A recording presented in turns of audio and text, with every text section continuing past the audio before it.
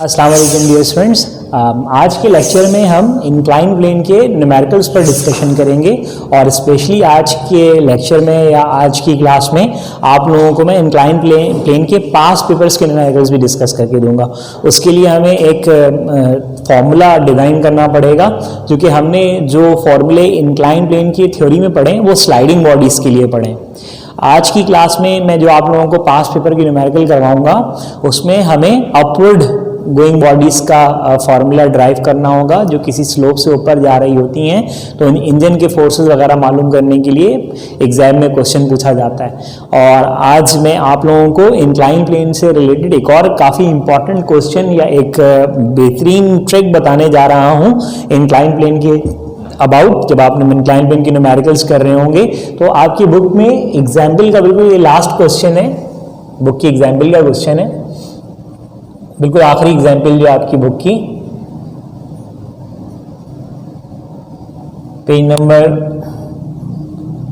92 पे I think ये आपको मिल जाएगी बुक एग्जाम्पल। बाहर मैंने क्वेश्चन लिख दिया है, ये आपके सामने क्वेश्चन है, आप इसको बिल्कुल इसी तरह से कॉपी कर लें और मैंने इसका आपको रेफरेंस दे दिया कि आपकी बुक की एग्जाम्पल का क्वेश्चन है। इस क्वेश्चन से आपको एक बेहतरीन किस्म की नॉलेज जो है वो इंक्लाइन प्लेन के क्वेश्चन के लिए मिलेगी, जिसमें स्टूडेंट अक्सर परेशान हो जाते हैं कि इंक्लाइन प्लेन के किसी क्वेश्चन में अगर आपको यानी स्लोप का एंगल गिवन नहीं है, अगर जाहिर सी बात है अगर एंगल गिवन नहीं है तो इंक्लाइन प्लेन के जितने भी आपने फॉर्मूले डिज़ाइन किए हैं उनमें तो एंगल लाजमी चाहिए होता है। चाहे हम एक्सेलरेशन विद फ्रिक्शन का फॉर्मूला देखें, A is equals to G sine theta minus F upon M, ये एक्सेलरेशन विद फ्रिक्शन का फॉर्मूला है, ये एंगल है।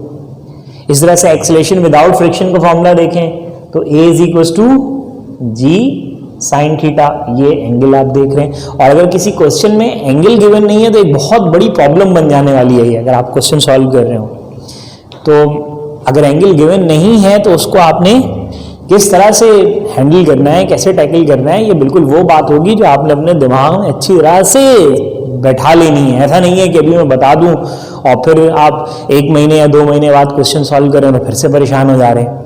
तो ये बात बिल्कुल आपको अच्छी तरह से अपने जहन नशीन कर लेनी है, भूलने वाली बात नहीं होगी ये। मैं क्वेश्चन पढ़ता हूँ तो आपको समझ भी आएगा कि क्वेश्चन में एंगल नहीं हो और क्या क्या चीज़ें आपको पूछ रहे हैं। कह रहे हैं a truck is starting from rest at the top of slope. एक स्लोप है, एक चढ़ाई है ऐसे, और इसकी जो टॉप है यानी इसका जो हाईएस्ट पोजीशन या पीक जो है स्लोप का, यहाँ से एक ट्रक रेस्ट से स्टार्ट हो रही है। तो रेस्ट से स्टार्ट होने का मतलब ये होगा कि इसकी हम VI 0 मीटर पर सेकेंड कंसीडर कर लेंगे, कोई परेशानी नहीं है इसमें आप लोगों को। Which is 1 metre high and 49 metre long. ये काफ़ी इंपॉर्टेंट पॉइंट है। जो स्लोप है इसके बारे में कहा जा रहा है which is 1 metre high and 49 metre long. इसको मैंने जो रेड से हाईलाइट कर दिया, ये सेंटेंस काफ़ी इंपॉर्टेंट है कि जो स्लोप आपको गिवन किया गया, स्लोप की ज़मीन से अगर ऊंचाई देखी जाए, स्लोप तो ऊंचा होगा ना, स्लोप का मतलब ये होता है कि वो स्टीप ज़मीन से जो है वो ऊंचा होता है स्लोप। जैसे जैसे आप स्लोप से ऊपर जाते जाते हैं तो आप ज़मीन से ऊंचे होते जाते हैं, एक तरह से रैंप कह सकते हैं या चढ़ाई कह सकते हैं। तो ये जो स्लोप है इसकी जो हाइट है ना वो 1 मीटर है।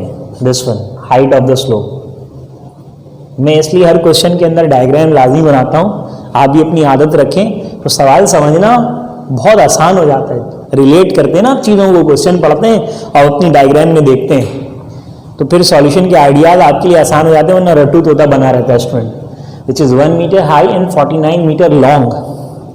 1 मीटर इसकी हाइट हो गई और 49 मीटर्स इसकी ये लेंथ हो गई। दिस वन जिसको आप डिस्टेंस कह सकते हैं, ये स्लोप की लंबाई है। ये जो देख रहे हो बेटा आप लोग माय डियर स्टूडेंट्स, ये 49 मीटर डिस्टेंस लिख सकते हैं आप स्लोप का।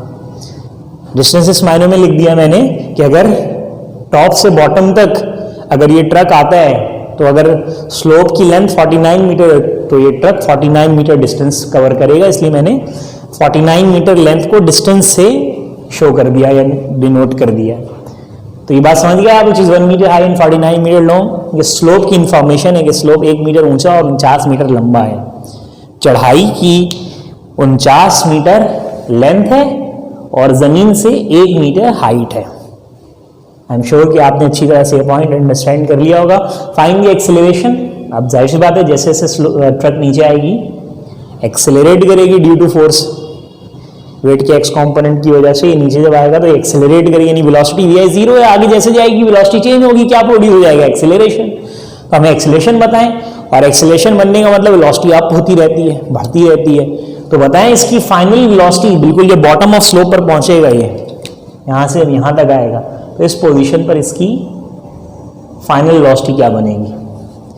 और क्वेश्चन फ्रिक्शनलेस स्लोप का है, ये बात क्वेश्चन में मेंशन है कि जो स्लोप है ये फ्रिक्शनलेस है, फ्रिक्शनलेस स्लोप है।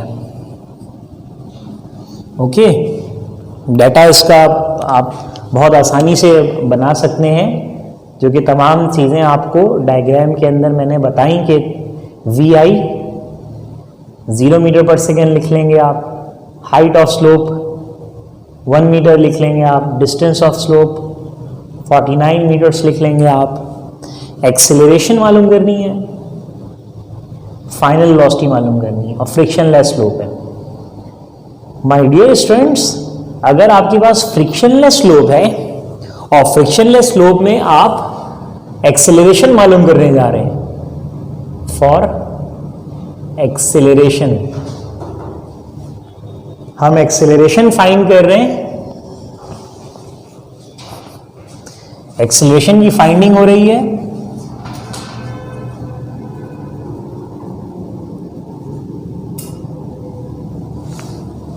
एक्सेलरेशन की फाइंडिंग हो रही है, और फ्रिक्शनलेस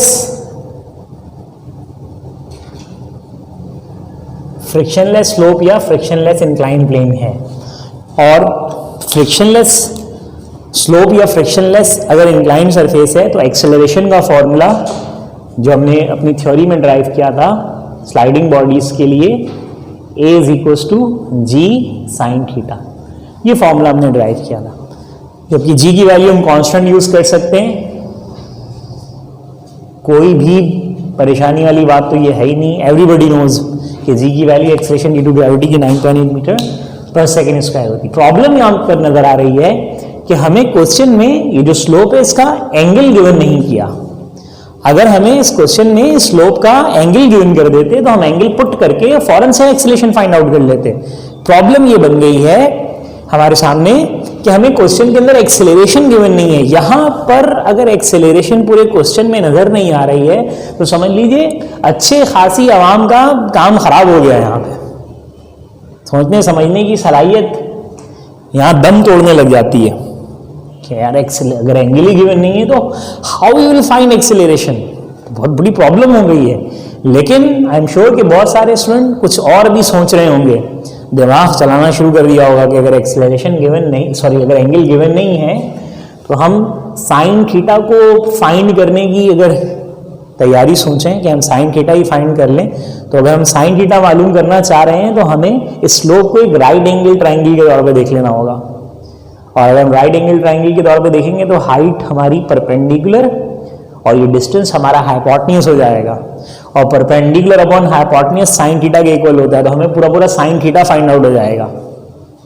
बात समझ में आ रही है? अगर एंगल गिवन नहीं है, थीटा क्वेश्चन में आपको नहीं बताया गया, तो हम पूरा साइन थीटा ही निकाल लेंगे। साइन थीटा कैसे निकालेंगे सर? कोई प्रॉब्लम नहीं है। Sine theta is equal to क्या होता है? P upon H। What is P? Perpendicular. What is H? Hypotenuse. तो P हमारा H हो जाएगा और हाइपोटेन्यूज हमारा S हो जाएगा, यानी परपेंडिकुलर हमारी हाइट हो जाएगी और हाइपोटेन्यूज हमारा डिस्टेंस हो जाएगा, यानी sine theta P upon H, actually P हमारा क्या हो जाएगा? H, और हाइपोटेन्यूज क्या हो जाएगा? हमारा S। साइन थीटा की जगह हम साइन थीटा को रिप्लेस करके उसकी जगह क्या पुटअप कर देंगे? H अपॉन S पुटअप कर देंगे, यानी formula A equals to G sine theta जो है, अगर थीटा नहीं है, क्वेश्चन में स्लोप का एंगल नहीं दिया हुआ, तो हम पूरा पूरा साइन फंक्शन ही कैलकुलेट कर ले रहे हैं, यानी पूरा का पूरा साइन थीटा किसके बराबर आ रहा है? H अपॉन S के। तो साइन थीटा की जगह क्या रख देंगे? H अपॉन S रख देंगे। तो अगर एंगल गिवन है तो ये फॉर्मूला चला लेंगे, एंगल गिवन नहीं है तो कुछ इस तरह की बात बताएंगे कि हाइट इतनी है, डिस्टेंस इतना है। तो हम अगर एंगल गिवन नहीं कर रहे हो, हाइट और डिस्टेंस दे रहे हो, हम ये फॉर्मूला लगा देंगे क्या ख्याल है ना मजे की चीज? अगर जिनको समझ आ रही होगी उनके लिए बड़ा काम की बात हो गई कि सर वाकई ये तो बहुत काम बन गया हमारा, थीटा गिवन नहीं था तो हमें क्वेश्चन सॉल्व करना मसला हो रहा था। लेकिन जैसे आपने कहा कि अगर एंगल गिवन नहीं है तो हम पूरा का पूरा साइन थीटा कैलकुलेट कर लें, जो एक्चुअली परपेंडिकुलर अपॉन हाइपोटेन्यूज के इक्वल होता है, और परपेंडिकुलर हम हाइपोटेन्यूज लिख लेंगे, और परपेंडिकुलर हम हाइट लिख लेंगे, परपेंडिकुलर हम हाइट ले लेंगे और हाइपोटेन्यूज हम डिस्टेंस ले लेंगे। तो हमारा साइन थीटा किसके इक्वल आ रहा है? h अपॉन एस के। तो अगर एंगल गिवन नहीं है तो फॉर्मूला वैसे भी ध्यान में रखें, जी एच अपॉन एस हो जाएगा। ये मैंने बताया ना, यहाँ पे है कोई जरूरत उसमें एंगल की? अगर एंगल गिवन नहीं होगा तो वो हाइट और डिस्टेंस बता देंगे आपको, काम ही बन गया आपका। वैल्यू पुट करें, आंसर निकालें। 9.8 1 डिस्टेंस 49, 9.8 डिवाइड बाय 49 कर दें, 0.2 आई थिंक आंसर आएगा।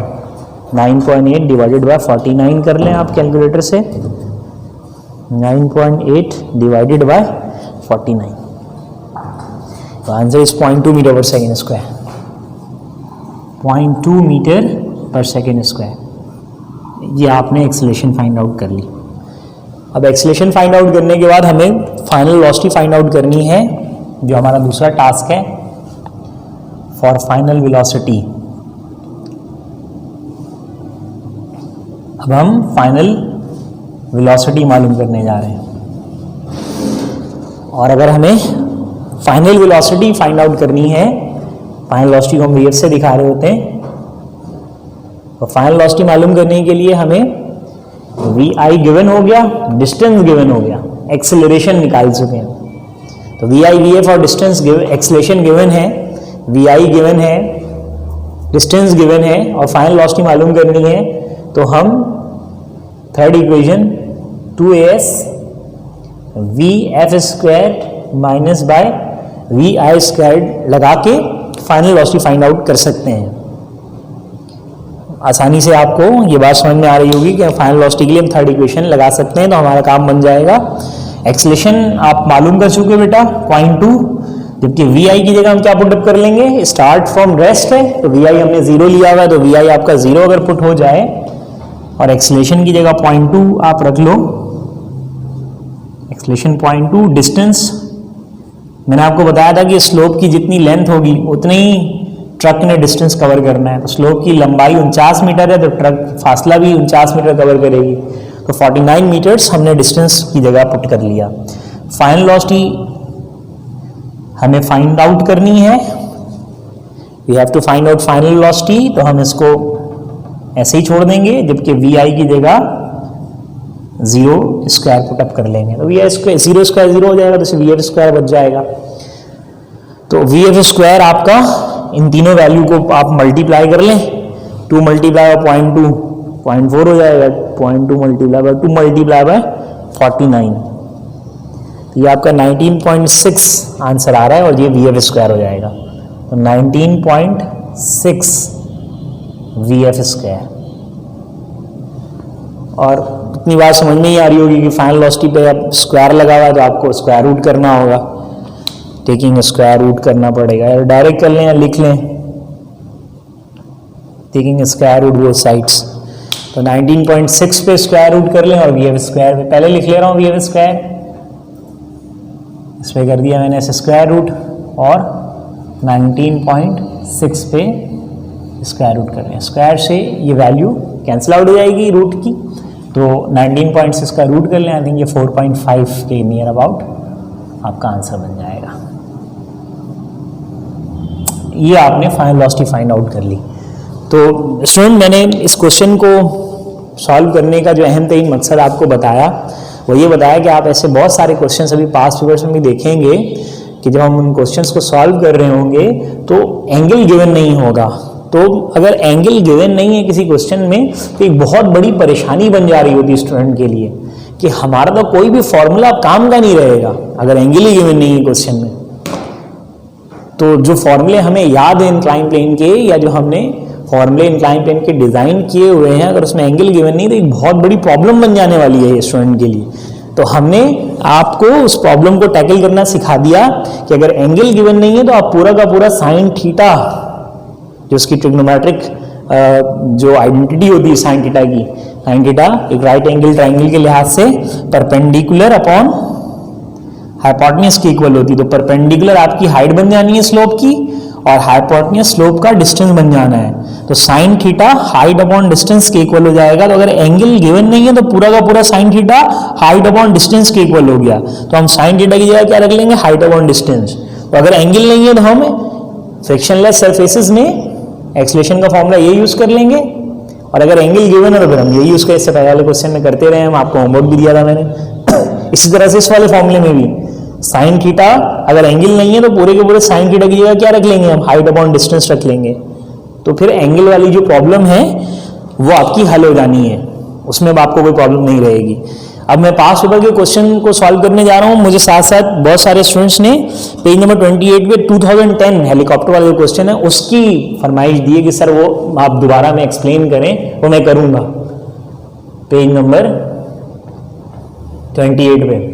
तो डोंट वरी स्टूडेंट्स, आप बिल्कुल परेशान नहीं हो। बहुत सारे स्टूडेंट्स के मेरे पास टेक्स्ट आया कि सर ये क्वेश्चन आप सॉल्व कर दें, हमें थोड़ी सी इसमें प्रॉब्लम हो रही है, एक्सप्लेन कर दें आप। तो मैंने कहा कि जब 5-6 स्टूडेंट्स के मैसेज आ गए, मैंने कहा ये मैं खुद कर दूंगा, तो ये मैं बताऊंगा। तो मैं पहले चाह रहा हूँ कि इंक्लाइन प्लेन का जो सिलसिला चल रहा है पहले वो पेपर कंप्लीट कर लूँ मैं। तो आज के लेक्चर में अगर लेक्चर टाइमिंग देखूंगा, अगर मौका लग रहा है कि मुझे पास पेपर के लिए भी फॉर्मूला ही बताना है वो, और लेक्चर नंबर 32 में डैम श्योर मैं आपको ये बता ही दूंगा। तो इसके लिए बिल्कुल आप प्रॉब्लम या परेशान, सॉरी आप बिल्कुल परेशान नहीं होंगे। इसको जल्दी से कॉपी करें। फिर हम इंक्लाइन प्लेन के पास पेपर के जो क्वेश्चन हैं ये तो हमने स्लाइडिंग बॉडीज के लिए बनाया है। अब अगर कोई ऑब्जेक्ट या कोई बॉडी इंक्लाइन प्लेन पे स्लाइड करने में ऊपर चढ़ रहा होगा तो हमें उसके लिए एक फॉर्मूला पहले सेट करना पड़ता है। ये एक एक्सेप्शनल केस है, ऊपर चढ़ रहा है अगर ऑब्जेक्ट, तो उसके लिए हमें जो है वो अगर इंजन की फोर्स निकालनी हो या एक्सटर्नल फोर्स निकालनी हो, उसके लिए एक फॉर्मूला हमें सेट करना पड़ता है। तो वो मैं आपके सामने बता देता हूँ। तो हम फिर पास पेपर का क्वेश्चन बड़ी आसानी से सॉल्व कर लेंगे। इसको कॉपी करें, इसके बाद जो है वो मैं आपको फॉर्मूला पहले बताऊंगा और फिर हम न्यूमेरिकल सॉल्व करेंगे। ओके माय डियर स्टूडेंट्स, अब मैं आपके सामने एक स्पेशल केस मैंने कह दिया है। इंक्लाइन प्लेन के पास पेपर की न्यूमेरिकल्स हमें करने और ऐसे ऑब्जेक्ट्स के लिए जिसमें कोई ऑब्जेक्ट या कोई बॉडी स्लोप से ऊपर जा रही हो और हमें एक्सटर्नल फोर्स को मालूम करना हो। जाहिर सी बात है, अगर मैं इंक्लाइन प्लेन से किसी बॉडी को, यानी स्लोप से चढ़ाई है, उससे किसी बॉडी को मुझे ऊपर की तरफ धकेलना है या ऊपर लेके एक्सेलरेट करना है, ऊपर लेके जाना है, तो मुझे फोर्स कुवत लगानी पड़ेगी। बिना एक्सटर्नल कुवत लगाए, एक्सटर्नल फोर्स लगाए मैं किसी ऑब्जेक्ट को ऊपर नहीं चढ़ा सकता। इसी तरह आपने देखा होगा अगर कार वगैरह कोई रैंप आ जाए, जैसे ब्रिज आ गया है ना, तो रैंप यानी चढ़ाई यानी स्लोप्स पर जब कार ऊपर की तरफ जाती है तो उसको कुवत का ज़्यादा इस्तेमाल करना पड़ता है। इंजन ज़्यादा कुवत लगाता है। तो इंजन ज़्यादा कुवत क्यों लगा रहा होता है, उसकी वजह ये होती है कि एक तो वेट का एक्स कॉम्पोनेंट होता है इस डायरेक्शन में। हमें बहुत अच्छी नॉलेज होनी चाहिए इन फोर्सेस की जो इंक्लाइन प्लेन में हमें बता दी गई हैं। इंक्लाइन प्लेन में आपको बताया गया है कि वेट का एक्स कॉम्पोनेंट इस डायरेक्शन में एक्ट करता है, जिसकी वजह से कोई भी बॉडी इंक्लाइन प्लेन पे रखो तो स्लाइड करते हुए नीचे आती है। वो ये मैंने बताया हुआ है आप लोगों को, तो बहुत अच्छी नॉलेज होनी चाहिए कि इस डायरेक्शन में सर ने वेट का एक्स कॉम्पोनेंट बताया, तो हमें ये पहले बात बता दी जा चुकी है थ्योरीज में। तो वेट का एक्स कॉम्पोनेंट एक होता है इस डायरेक्शन में, और दूसरा अगर मोशन इस डायरेक्शन में स्टार्ट होगी तो फ्रिक्शन भी आ जाएगा। तो वेट का एक्स कॉम्पोनेंट प्लस फ्रिक्शन, ये दो फोर्सेस को मैंने ऐड अप कर दिया, यानी दोनों को मिल जाएगी। तो वेट का एक्स कॉम्पोनेंट ऑफ फ्रिक्शन, ये दो फोर्सेस नीचे की तरफ, यानी कोई बॉडी जब चढ़ाई से ऊपर चढ़ती है तो नीचे की तरफ ये दो फोर्सेस एक्ट कर रही होती हैं, जिसकी वजह से चढ़ाई पर चढ़ते वक्त एक्सटर्नल फोर्स बहुत ज्यादा लगती है। इससे इन दोनों का सम, अगर ये 200 न्यूटन है 100 न्यूटन, तो कुल मिला के कितने हो गए, 300 न्यूटन हो गए। तो 300 न्यूटन से ज्यादा कुवत लगेगी तो जनाब ऊपर जाएंगे ना, 500 न्यूटन लगेगा कम से कम, तो 200 न्यूटन का एक्सीलरेशन आएगा। क्योंकि अगर 300 न्यूटन फोर्स ये दोनों है और 300 यही लगा दें तो फिर तो ऊपर चढ़ाना बहुत मुश्किल हो जाएगा, अगर फ्रिक्शन वाली सरफेस है तो। समझ रहे होंगे, इतनी बात समझ में आती होगी, इतना तो जनरल नॉलेज वाली बात है। कि अगर 300 न्यूटन फोर्स यहाँ पे लगी हुई है तो आप उससे ज़्यादा लगाएंगे तो जनाब ऊपर लेके जाएंगे आप। तो हमें बताइए जो एक्सटर्नल फोर्स इस ऑब्जेक्ट पे या इस बॉडी पे लग रही है जब ये ऊपर की तरफ जा रहा है तो कितनी लग रही है, ये पूछते हैं क्वेश्चन में। तो हमने इस तरह का फॉर्मूला डिफाइन नहीं किया है जिसमें हम एक्सटर्नल फोर्स को फाइंड आउट कर सकें। तो वो मैं फॉर्मूला क्योंकि न्यूमेरिक जब इंक्लाइन प्लेन के क्वेश्चंस करें तो सारे एक साथ हम कर लेते हैं, तो ये स्पेशल केस है। इसके न्यूमेरिकल्स के लिए फॉर्मूला आपके सामने भी मैं एक तरतीब दे दूंगा। अगर मुझे एक्सटर्नल फोर्स मालूम करनी है तो आप लोगों को मैंने बैलेंस और अनबैलेंस फोर्सेस का थोड़ा सा कॉन्सेप्ट दिया हुआ है कि अगर ये कार इस तरफ को एक्सेलरेट कर रही है तो इसका मतलब यानी ऊपर चढ़ रही है तो ये वाली फोर्स ज़्यादा है इन दोनों से, इन दोनों के सम से। इतनी बात तो समझ में आ रही होगी। If a body is going up the slope, अगर बॉडी ऊपर जा रहा है तो ये जो एक्सटर्नल फोर्स लग रही है, इंजन लगा रहा है या किसी भी तरह लग रही है ये कुव्वत, तो ये इन दोनों के सम से ज़्यादा होगी। आई होप कि इतनी बात आप लोगों को समझ में आती होगी। ये बड़ी सिंपल बातें मैं कर रहा हूँ कि अगर ये जैसे मैंने बताया था कि अगर वेट का एक कॉम्पोनेंट 200 न्यूटन है और ये 100 न्यूटन है, 200 प्लस 100 300 न्यूटन हो गया, तो ऑब्वियसली ऊपर चढ़ाने के लिए जो कुव्वत लगा रहे हो 300 न्यूटन से ज़्यादा लगाओगे। वही मैंने यहाँ पे लिखा है कि एक्सटर्नल फोर्स इन दोनों फोर्सेस के सम से ज़्यादा हम लगाएंगे तो इस साइड या इस डायरेक्शन में या ऊपर की तरफ गाड़ी चढ़ सकेगी या इसमें एक्सेलेरेशन आएगा। और इस तरह की तरतीब को हम क्या बोल रहे होते हैं, अनबैलेंस्ड फोर्स की कंडीशन कह रहे होते हैं। अनबैलेंस्ड या बराबर फोर्सेस होती हैं तो एक्सेलेरेशन आता है। तो वो एक्सेलरेशन हम कैसे फाइंड आउट करते हैं, यानी हम अगर एक तरफ फोर्स ज़्यादा लग रही है और दूसरी तरफ फोर्स कम है तो हम अनबैलेंस फोर्सेस की सिचुएशन में एक्सेलरेशन वाली फोर्स यानी नेट फोर्स जिसकी जगह हम F=ma रखते हैं उसे मालूम करने के लिए ज़्यादा फोर्स में से कम फोर्स को माइनस कर देते हैं, यानी Wx प्लस F, इन दोनों फोर्सेस को मिला के जो फोर्स बनेगी उसमें से जो एक्सटर्नल फोर्स उसको क्या कर देंगे माइनस। जैसे मैं बता रहा था आपको कि अगर इधर 300 न्यूटन है और ये 500 है तो 500 में से 300 क्या कर देंगे माइनस 200 न्यूटन हमारी नेट फोर्स यानी एक्सेलरेशन वाली फोर्स हो जाएगी। यानी इसकी जगह हम ma रख लेंगे, यानी ये फोर्स हमारी एक्टिव फोर्स हो गई ma। ये एक्सटर्नल फोर्स और वेट का एक्स कॉम्पोनेंट याद है फॉर्मूला Wx का, Wx और Wy का फॉर्मूला लिख के दिया था ना, ये लिखते हैं ना Wx W साइन थीटा, तो हम Wx की जगह क्या पुट कर लेंगे W sign theta plus F। और अगर मुझे एक्सटर्नल फोर्स मालूम करनी है तो ये पूरी माइनस वाली ब्रैकेट ma से लाके प्लस कर दूंगा मैं। तो एक्सटर्नल फोर्स का फॉर्मूला माय डियर स्टूडेंट्स क्या हो जाएगा, ma प्लस ये पूरी bracket W sign theta plus F। ये आपका फॉर्मूला हो गया एक्सटर्नल फोर्स मालूम करने का। कब, if a body is going up the slope, अगर कोई बॉडी स्लोप से ऊपर जा रही है और उसमें फ्रिक्शन भी हुआ, फ्रिक्शन नहीं होगी तो जीरो कर देंगे, बस इतना काम करेंगे। तो ये हमारा एक्सटर्नल फोर्स मालूम करने का एक फॉर्मूला तरतीब में आ गया। इसका मुझे आप लोगों को एक न्यूमेरिकल अभी सॉल्व करवाना है। 1989 आपका पास पेपर 1989 और पेज नंबर 28 पर ही है, जिसमें से 2010 वाला क्वेश्चन आप लोगों को मुझे नेक्स्ट लेक्चर में लेक्चर नंबर 32 में सॉल्व करके देना है। तो बिल्कुल परेशान होने की जरूरत नहीं, जिनसे सॉल्व नहीं हो सका मैं बता दूंगा। पेज नंबर 28, पेज नंबर 28 और 1989 ये हमारा पास पेपर का ईयर है। और क्वेश्चन है, a car going 21560 newton 21,560 newton वजन कार का दिया हुआ है, is moving up on incline plane, is moving up, ऊपर जा रही है। ये चीज हो गई बेटा, यही डायग्राम यूज हो जाएगी, यही डायग्राम यूज कर लेता हूँ, ठीक है, कोई प्रॉब्लम नहीं होनी चाहिए। ये कार है और इसका वेट क्वेश्चन में बता दिया गया 21560 न्यूटन, ये वेट गिवन है। थोड़ा सा बोल्ड लिख लेता हूँ, अक्सर बच्चों को प्रॉब्लम होती है। 21560 न्यूटन ये वेट हो गया। अच्छा, एक बात मैं आप लोगों को यहाँ पे ज़रूर हाईलाइट कर दूँ कि देखिए, हमें इस बात की नॉलेज होनी चाहिए कि हमें अभी जो क्वेश्चन सॉल्व करना है इसमें मास की रिक्वायरमेंट है या नहीं है। बिल्कुल मास हमें, अगर हम एक्सटर्नल फोर्स निकालेंगे तो मास की रिक्वायरमेंट होगी। तो अगर वेट हमें गिवन किया गया है तो हम वेट से मास फाइंड आउट कर सकते हैं। तो मैं सॉल्यूशन में या डाटा में जहाँ चाहें आप फ़ौरन ये काम कर लें, फिर आगे बात कर लेंगे, हम वेट से मास निकाल देंगे सबसे पहले। Okay, weight 215 is moving up on incline plane which rises 1 metre per every 10 metre, which rises 1 metre per every 10 metre. ये फिजिकल क्लास होती तो आप लोगों से एक करके मैं पूछता तो कुछ का जवाब आता है। तो इससे ये होता है कि जब एक भी स्टूडेंट अगर अपनी तरफ से एक जवाब देता है उसके जहन में तो बात बिल्कुल पक्की बैठ जाती है। अभी आप लोग वहाँ पर ज़रा सोचें, कंसंट्रेट करें इस बात को। ये जो सेंटेंस लिखा हुआ है कि जो इंक्लाइन प्लेन है या जो स्लोप है उसके बारे में कहा जा रहा है which rises 1 metre after every 10 metre, which rises 1 metre per every 10 metre.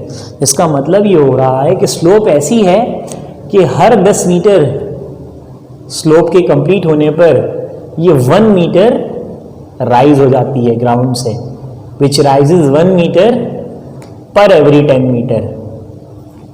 Her 10 metre चलने पर ग्राउंड से 1 मीटर ऊंची हो जाएगी, और 10 मीटर चलेगी 1 मीटर और ऊंची हो जाएगी, यानी 2 मीटर हो जाएंगे 20 मीटर फासला हुआ तो, और 10 मीटर चलेगी तो 1 मीटर और यानी 3 मीटर जमीन साइड है। इस तरह की बात है, समझ रहे हैं बात। विच rises 1 metre per every 10 metre, हर 10 मीटर स्लोप के कंप्लीट होने पर ये स्लोप जमीन से 1 मीटर ऊंची हो जाती है। फिर 10 मीटर चलेगी 1 मीटर और ऊंची हो जाएगी, यानी 2 मीटर हाइट हो जाएगी। फिर 10 मीटर चलेगी 1 मीटर और यानी 3 मीटर हाइट हो जाएगी। समझ रहे हैं बात, मुश्किल बातें नहीं कर रहा हूँ। विच rises 1 metre per every 10 metre. तो इस बात से हमें क्या समझ मिलती है, ये 1 मीटर जो है ये हमारी स्लोप की हाइट हो गई, और ये 10 मीटर हमारे स्लोप का डिस्टेंस हो गया। इसका मतलब एंगल नहीं करेंगे गिवन क्वेश्चन में, इससे पहले मैंने करवाया ना क्वेश्चन, सही तरह से बिल्कुल दिमाग में रखें हर बात। 1 मीटर स्लोप की हाइट हो जाएगी, ठीक है, और 10 metre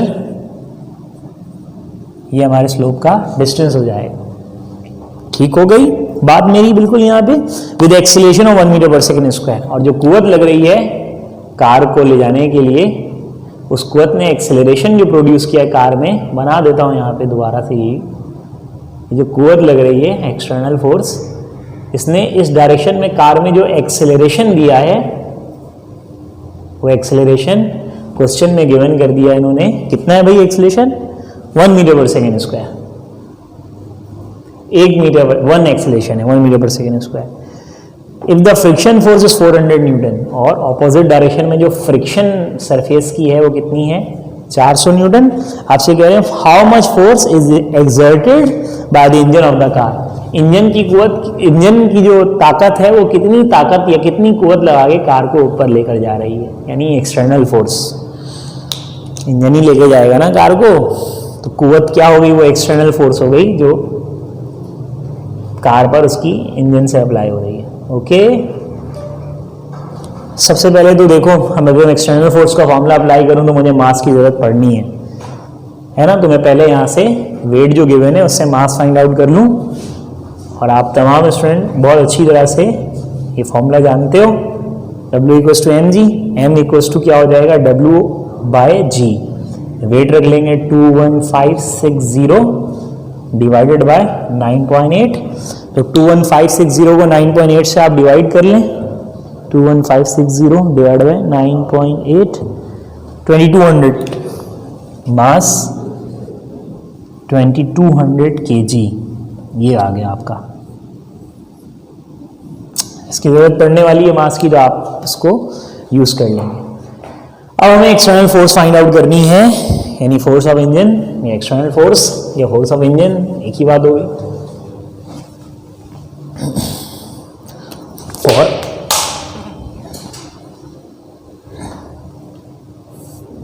for force of engine, car की जो इंजन है वो कितनी कुवत लगा के इसको ऊपर लेकर जा रही है। तो हमने फॉर्मूला बनाया है एक्सटर्नल फोर्स का। एक्सटर्नल फोर्स किसके इक्वल हमने फॉर्मूला ड्राइव किया है? M A plus weight sine theta plus friction. उसमें वैल्यू पुटअप करनी है, आंसर आ जाएगा आपका। यहाँ पे हमने मेहनत कर ली ना, फॉर्मूला हमने अरेंज कर लिया, तरतीब हमने बना ली फॉर्मूले की। अभी हमारे पास फॉर्मूला हो गया एक्सटर्नल फोर्स का, ये फॉर्मूला हमें याद रहना चाहिए, तो हम बहुत आसानी से एक्सटर्नल फोर्स फाइंड आउट कर सकते हैं। अब यहाँ पे वही बात आ गई कि एंगल तो गिवन नहीं है क्वेश्चन में, अब यही रोना फिर से आप लेके बैठ जाएंगे, सर एंगल नहीं है हम साइन थीटा क्या करें, तो फिर तो फायदा ही नहीं हुआ ना। इससे पहले जो मैंने क्वेश्चन बताया उसमें मैं आपसे कहा कि जब एंगल नहीं है तो साइन थीटा पूरा का पूरा कैलकुलेट कर लें, परपेंडिकुलर अपॉन हाइपोटेन्यूज, तो परपेंडिकुलर हाइट हो जाएगी और हाइपोटेन्यूज डिस्टेंस हो जाएगा। मैंने कहा है साइन थीटा की जगह हम क्या रख लेते हैं, h अपॉन s। तो फॉर्मूले की जो असल मानों में तरतीब है वो ये है, ma plus weight h upon s plus friction, ये हो गया फॉर्मूला।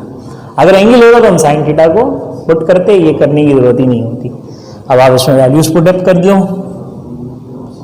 एक्सटर्नल फोर्स मास की जगह 2200, ओके, एक्सेलरेशन की value 1, weight 21560, height 1 metre, height की जगह 1 डिवाइड बाय डिस्टेंस की जगह 10 और प्लस फ्रिक्शन की जगह फोर्स ऑफ फ्रिक्शन कितनी है बेटा, 400 न्यूटन। 2200 मल्टीप्लाइड बाय 1, 2200 आएगा, ये 1 0 कैंसिल हो जाएगा तो ये 2156 हो जाएगा और प्लस 400। इन तमाम वैल्यूज को सम अप कर लें, 2200 प्लस 2156 प्लस 400, तो आपका आंसर आपको मिल जाएगा 2200 plus 2156 plus 400 and your answer is 4756, 4756 Newton's. ये है वो एक्सटर्नल फोर्स जो इंजन कार पर अप्लाई करके कार को ऊपर की तरफ एक्सेलरेशन दे रहा है या ऊपर की तरफ लेकर जा रहा है। तो अगर माय डियर स्टूडेंट्स क्वेश्चन में आपको एक ऑब्जेक्ट ऐसा नजर आ रहा हो जो स्लोप से या इंक्लाइन प्लेन से ऊपर जा रहा हो और आपसे एक्सटर्नल फोर्स उस क्वेश्चन के अंदर पूछी जा रही हो, कितनी कुव्वत उस पर लग रही है जिससे ऊपर जा रहा है, तो उसके लिए हम ये फॉर्मूला ये यूज करते हैं जो मैंने आपको अभी बना के दिखाया। और इस फॉर्मूले की मदद से देखें कितनी आसानी से आप अपने क्वेश्चन को सॉल्व कर लेते हैं। तो ये एक स्पेशल केस है इंक्लाइन प्लेन का, पेज नंबर 28 1989 का क्वेश्चन था। और एक क्वेश्चन अब मैं आप लोगों को होमवर्क दे रहा हूँ जो आप इसके बाद सॉल्व करके अपनी प्रैक्टिस अच्छी कर लेंगे। और वो क्वेश्चन आपको मिलेगा पेज नंबर 17 पे, क्वेश्चन नंबर 1 होमवर्क जो आपको मैं दे रहा हूं, homework page number 17, question number 1, ये आपका होमवर्क है। इसमें बस आपने इस बात का ख्याल रखना है कि इसमें वेट जो है ना 20 किलो न्यूटन दिया हुआ है, 20 kN दिया हुआ है। बहुत सारे स्टूडेंट्स तो ये बात समझते हैं कि किलो न्यूटन है तो उसको न्यूटन करना होगा, लेकिन बहुत सारे स्टूडेंट को मैं नहीं बताता ना, तो मतलब सब ने 20 kN को पता नहीं क्या क्या करके सॉल्व कर देना था। 20 किलो न्यूटन को न्यूटन करने के लिए मल्टीप्लाई बाय 1000 करते हैं, तो ये वेट 20,000 न्यूटन बनेगा।